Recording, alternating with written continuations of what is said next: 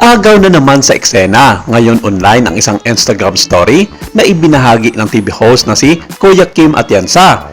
Ipinapakita sa larawan ang isang masayang hapunan kung saan magkakasama ang ilang mga sikat na personalidad sa showbiz at politika at tila nagpahiwatig sa tunay na estado ng relasyon nina Julia Barreto at Lucas Lorenzo.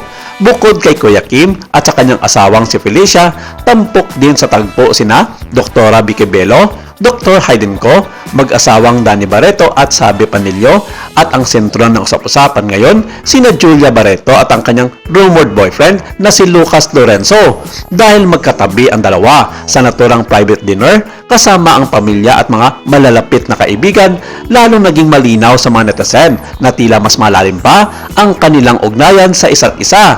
Bagamat madalas silang makitang magkasama nitong mga nakaraang buwan, nanatili pa rin tahimik sina Julia at Lucas at wala pang opisyal na pag-amin.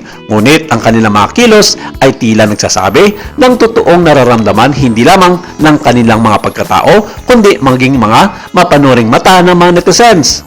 Dapat kung tutuusin, tama nga ang mga pinagtatalak noon ng ilang mga showbiz columnist at vloggers tulad nina OG Diaz at Christopher Min na minsan nang pinag-usapan nila ito sa kanilang mga programa sa YouTube at iba pang mga social media platforms. Sa isang tampok na episode noon ng OG Diaz Showbiz Update, sinabi ito noon ng batikang kolumnista na may dalawang personalidad umano sa showbiz at pagninegosyo ang pasikretong nagdi-date exclusively ayon na rin sa mapagkatiwala ang source ni OG Diaz mula sa kampo ng aktres. Nagbagay namang inulan ito ng mga samut-saring mga prediction at turuan kung sino ang mga personalidad na ito ang tinutukoy sa blind item ni OG Diaz. Tulad nga ng sinabi ng ilang mga nakararami na si Julia nga at ang business mogul na si Lucas Lorenzo ang tinutukoy ng huli. Nag-ugat kasi ang nasabing usapin sa ugnayan ng kanilang mga pamilya. Si Lucas ay bayaw ng kapatid ni Julia na si Claudia Barreto. Ikinasal si Claudia kay Basti Lorenzo, habang isa pang kapatid, ang actress na si Erich Gonzalez, ay asawa naman ni Mateo Lorenzo. Dahil sa mga connection ito, pinaniniwala ang nagkakilala sina Julia at Lucas sa kasal ni na Claudia at Basti kung saan naroon ang buong pamilya Lorenzo.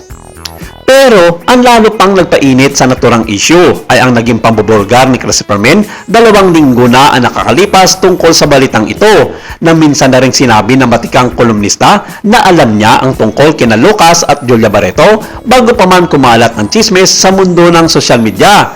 Matatanda ang sinabi nito noon ni Christopher Min sa kanyang programa sa YouTube na Showbiz Now na kasama si Romel Chica, na mismong si Gerald Anderson na ang nagsabi nito sa kanya tungkol sa bagong pag-ibig ni Julia Barreto. Dagdag pa ni Christopher Min na nasaktan di umano si Gerald sa balitang ito noon dahil lumabas din sa wakas ang totoo sa naging dahilan ng breakup nila ni Julia dahil sa pagtataksel di umano nito sa kanya. Kung tutuusin, ayon kay Gerald, kung sinasabi ng iba na isa siyang womanizer na naging dahilan ng breakup nila, bakit? Hanggang sa ngayon, wala pa siyang jowa na pinalit kay Julia Barreto matapos ang kanilang hiwalayan. Ngayon, lumabas na ang tunay na kulay ni Julia kung sino raw talaga ang taksel sa kanilang dalawa.